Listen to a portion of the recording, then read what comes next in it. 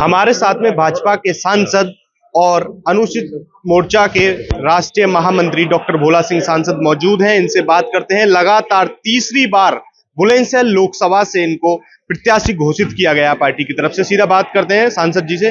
सांसद जी, कितनी खुशी है तीसरी बार टिकट होने पर? खुशी का क्षण है, खुशी का पल है, क्योंकि हमारे राष्ट्रीय नेतृत्व ने तीसरी बार मुझ जैसे छोटे कार्यकर्ताओं को बुलंदशहर लोकसभा के प्रत्याशी के लिए मौका दिया है। तो मैं अपने राष्ट्रीय नेतृत्व का, शीर्ष नेतृत्व का आभार करता हूं और निश्चित ही जिन आशा अपेक्षाओं के साथ में पार्टी ने अवसर मुझे दिया है उस पर मैं खरा उतर के ये सीट, बुलंदशहर की सीट, बुलंदशहर के कार्यकर्ताओं की मेहनत से, अपने क्षेत्र की जनता के आशीर्वाद से, रिकॉर्ड मतों से 14 और 19 का रिकॉर्ड तोड़ते हुए जिताकर माननीय प्रधानमंत्री जी की झोली में उनको प्रधानमंत्री तीसरी बार बनने के लिए रिकॉर्ड मतों से डालेंगे।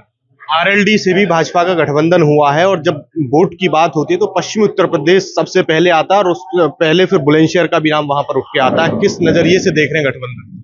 देखिए, हमारे माननीय प्रधानमंत्री जी के नेतृत्व में जो किसानों के मसीहा माने जाते चौधरी चरण सिंह जी, उनको भारत रत्न से देने का काम किया है और भारत रत्न के उससे पूरे समाज में बहुत अच्छा मैसेज है।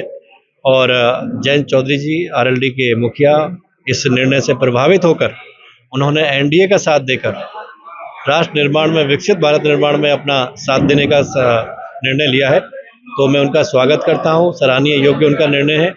और निश्चित ही, क्योंकि अपने क्षेत्र में जो अपना जाट समाज है, निश्चित 2014 से 2019 में हर चुनाव में 100% आशीर्वाद हमारे ऊपर उनका साथ रहा है।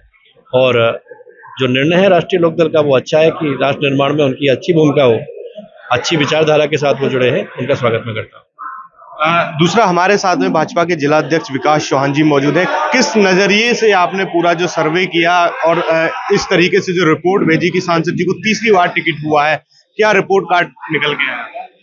पहले तो सांसद जी को सभी कार्यकर्ताओं की तरफ से बधाई देता हूं। और जब कार्यकर्ताओं के बीच में से ही कार्यकर्ता को तीसरी बार मौका मिलता है तो निश्चित तौर पर बुलंदशहर जिले के सभी कार्यकर्ता बहुत प्रसन्न हैं और बहुत अच्छे से और मन बनाए हुए बैठे हैं कि 2014 के चुनाव को और 2019 के चुनाव में और अब उनसे भी ज्यादा रिकॉर्ड मतों से 2024 के चुनाव में डॉक्टर साहब जीतेंगे। और निश्चित तौर पर डॉक्टर साहब बहुत सरल सौम्य व्यवहार के कारण हम सब कार्यकर्ताओं की चिंता करते हुए भारतीय जनता पार्टी ने भी एक कार्यकर्ता को तीसरी बार मौका दिया, तो हम सब कार्यकर्ताओं के लिए भी खुशी का माहौल है और बहुत अच्छा है।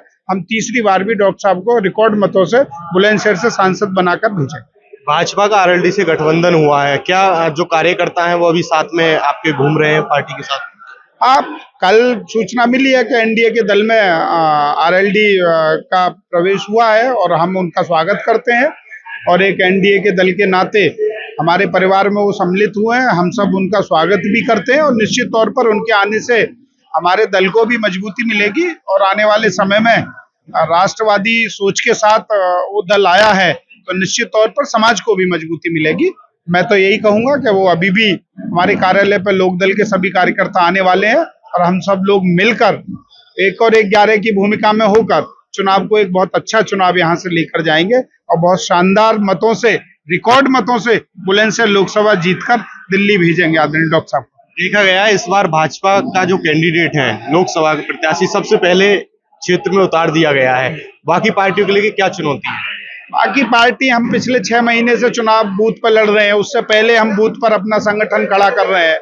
अब वो तो बाद में ईवीएम को रोने वाले हैं, हमें पता है, लेकिन जब हम पिछले 1.5 साल से एक एक बूथ पर जाकर, एक एक सेक्टर पर जाकर कार्यकर्ता खड़े करके काम कर रहे हैं, तब उन्होंने नहीं देखा। अब चुनाव में तो वो कहीं है ही नहीं। ये सारे मिलकर ईवीएम को बाद में धोखा देंगे, ईवीएम को गाली देंगे, लेकिन जब काम करने का समय आया तब वो कहीं क्षेत्र में थे नहीं, न तब थे, न अब है, न आगे दिखेंगे।